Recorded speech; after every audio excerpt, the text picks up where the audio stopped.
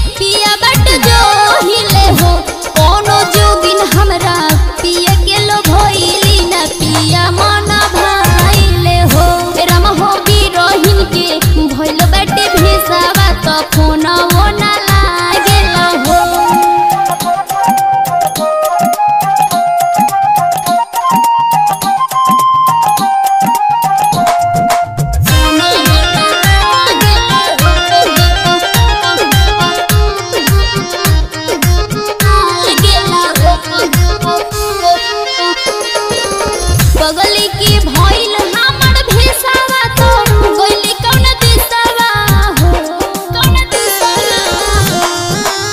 बगली की भइल हमर भेसावा तो गइली कौन दिसवा हो।